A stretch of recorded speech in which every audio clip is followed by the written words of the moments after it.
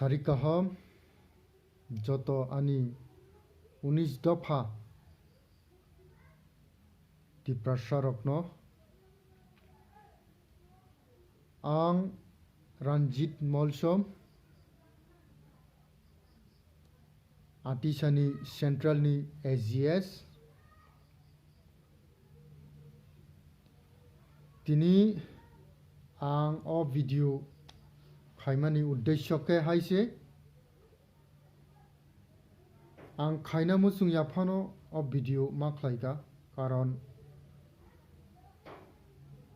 a Kokphirokno khnainai tongoi malia khub dukhu nangkha koikdino social media rogo WhatsApp Facebook kabangma share khailaika ang to koikdino online of phaijagyaba nuklia hisa deri engkha tamakai mia nukma logilogina ang tongai malia tini ang social media bo angbo ma phaika Khoroksa TRIPURA sa 19 Dophani Khoroksa TRIPURA jog chini TRIPURA jog tangkrak belai Dophani bagai samung tangnai jog kubuiti jamatia bo social media wo phainai TRIPURA sa 19 dopha Chwrokno chwla sikla ba Chwrokno Hamya samani aba belai selengma singsa kok te belai gin khlayo chini TRIPURA Chwrok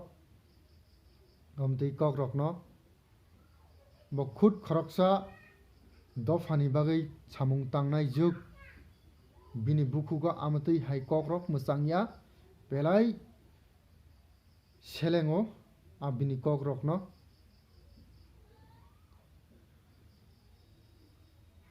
ang tamuk sanamusungo Khoroksano Koksurinai Hamya sakai abake sengmani mano kindoba joto TRIPURA sabosong 19 Dophani TRIPURA Chwrok joto Hamya angai maya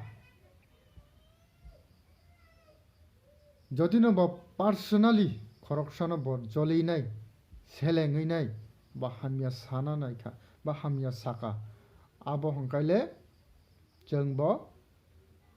support khlayo jengbo bono Hamya hya jengbo bono support khlayo tamo hongkai samosto TRIPURA Chwrok TRIPURA Chwrokno Hamya samanile jeng belai jeng gin khlayo abale jeng chup tongai maya te chini bakhawa belai dukhu nangkha abani bagai bukhukjak nang 19 dopha TRIPURA Chwrokno nakar masan phainai nakar sanyakhai jeng le chup tonglak karon nang samosto TRIPURA Chwrokno nang Hamya saka belai ni na Kokphirok gin khaimani kok amni bagai nang chini TRIPURA 19 Dophirokno nang nini okokno withdraw khainai nang nakar masan phainai asukno hambai anga sukok salia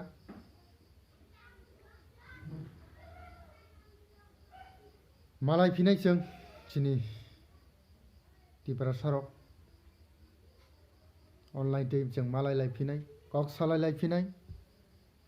jeta kaham hamya jeng share khailai nai